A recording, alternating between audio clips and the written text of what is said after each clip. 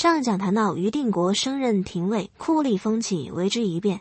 留下的问题是，如果这段记载属实的话，岂不是意味着宣帝真的亲政了？或者说，宣帝借着陆温书的上书找到了一个切入点，在霍光专权的铁幕之下，确实凿开了一个口子。这倒是有可能的，因为刚刚进入帝监2年，霍光就病重了。那么在前一年里，也就是于定国升任廷尉的那一年里，霍光很有可能已经是力不从心了。宣帝亲自到霍光家里探问病情，看到霍光病成了这个样子，禁不住哭了出来。当然，宣帝到底是真哭还是假哭，心里是不是已经乐出了声，就只有他本人才清楚了。不过，综合《汉书》留下来的各种记载，宣帝对霍光的感情当中有十足的忌惮，有真伪难辨的尊崇，但不管怎么看，都看不出一丁点的亲近。要为霍光哭出来，应该并不容易。政坛凶险，人生如戏啊！霍光在人生的最后关头上书谢恩，提出一个既有人情味儿又很显得高尚的请求，那就是希望能把自己的封邑当中的3000户转让给侄孙霍山，请宣帝封霍山为彻侯，延续霍去病这一支的祭祀。这种请求，宣帝当然不会拒绝，但问题是，霍去病什么时候结婚生子，甚至有孙子了？今天提到霍去病，马上就能想到那句匈奴未灭，何以家为的豪言壮语。霍去病的心思全在打匈奴的事情上，而且英年早逝，一直没有结婚。以霍去病这样的重量级人物，如果结过婚，一定会在历史上留下记录。我们会知道他娶的是哪一家的姑娘，岳父是个怎样的人物，子女又是怎样的情况。霍去病没结过婚，但确实有一个儿子，名叫霍善，字子侯。这样看来，这个孩子很有可能是私生子，但我们知道那是武帝时代，而武帝从来都不在乎这些。所以在霍去病过世之后，霍善继承了父亲的爵位。武帝很喜欢霍善，希望他长大之后也能像霍去病一样征战沙场。元丰元年，武帝进行封禅大典，正式仪式结束之后，武帝带着霍善，是的，就只有他们2个人，静悄悄上了泰山，秘密完成了某种仪式，第2天才下山归队。这君臣2人到底在泰山上面做了什么，秘而不宣，谁都不知道。但没过多少天，霍善忽然得了疾病，在短短1天之内竟然病死了。霍善死了蹊跷，所以有传言说是武帝杀了霍善，但并没有什么证据，可信度不高。文心雕龙甚至提到在霍善死后，武帝在伤心之下做了一首诗。这件事是真是假就不好讲了，但无论如何，霍善显然还没来得及长大成人结婚生子。汉书有明确记载，无子国除。是的，霍善没有儿子，千真万确。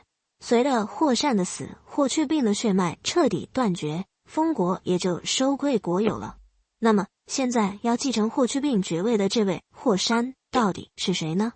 答案已经不得而知了。但从常情常理来看，霍山反正就是霍家的人，跟霍光很亲。但在霍去病的继承人问题上，史料记载有点混乱。按照史记的说法，霍山受封为乐成侯，真正继承霍去病冠军侯爵位的是霍云。也就是说霍山和霍云都被过继到了霍去病这一脉。霍云算是嫡孙，霍山的哥哥，所以继承了冠军侯。霍山不算嫡孙，所以另外受封为乐成侯。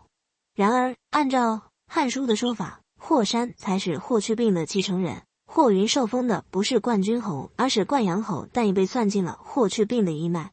我们倒也不必深究，反正霍山和霍云都做了霍去病的后人，都被授予了高官献爵。当然，宣帝首先要任命的是霍光的继承人霍禹，拜霍禹为右将军，让霍光安信。霍光终于与世长辞了，宣帝给他的葬礼极其隆重。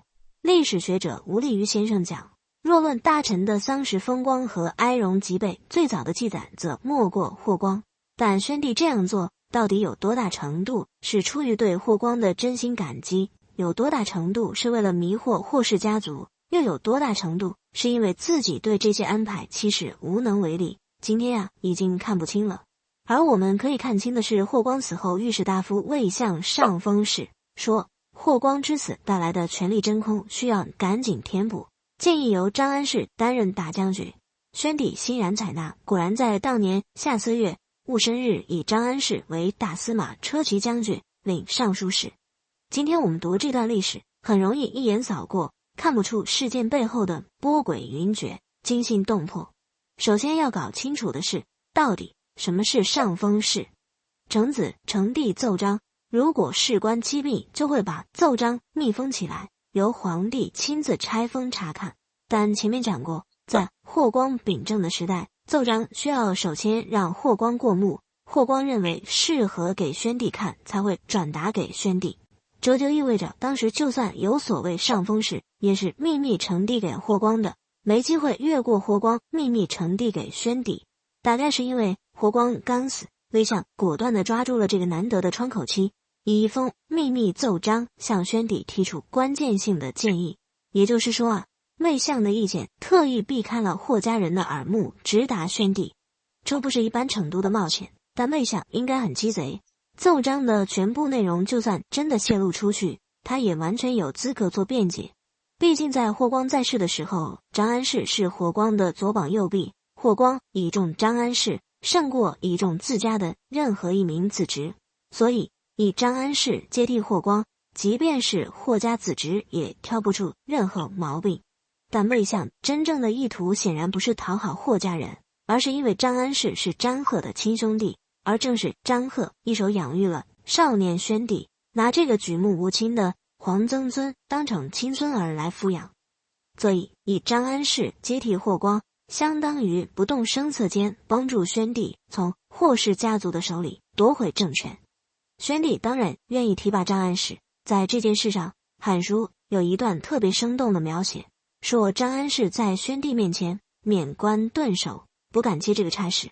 然后上孝曰：“君言谦泰，君而不可，上谁可者？”这是原文，意思是说啊，宣帝笑着对张安世说：“你呀，过于谦虚了。如果连您都坐不来这个位置，还有谁坐得来呢？”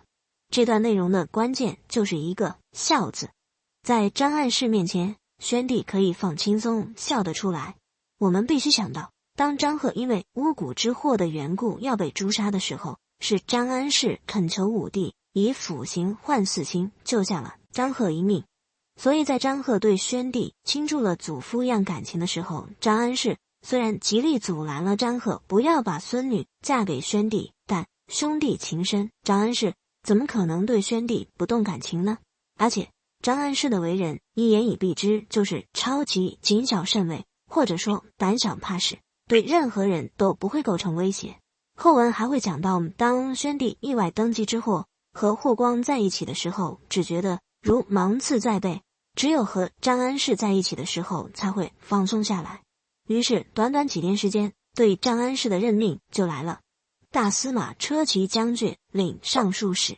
这就意味着以当时的宣帝脱离了霍光的控制，有能力直接任命三公级别的高官。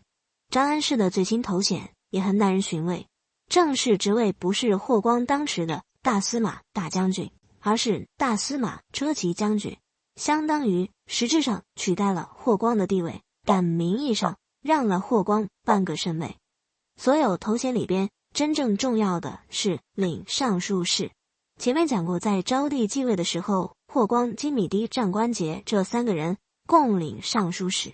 尚书是皇帝的机要秘书，所有要给皇帝审阅的公文都要在尚书手里做一下预处理，再给皇帝看。也就是说啊，尚书部门是个秘书部门，部门主管称为尚书令或者中书令，级别虽然不高，但位置很关键。那么问题来了，由张安世领尚书事，岂不是等于所有的奏章都可以直达宣帝吗？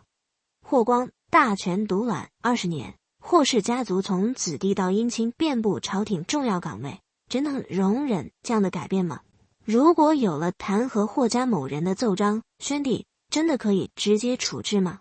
霍氏家族可以相信张安世就像先前站在霍光一边那样坚定地站在自己一边吗？我们下一讲再见。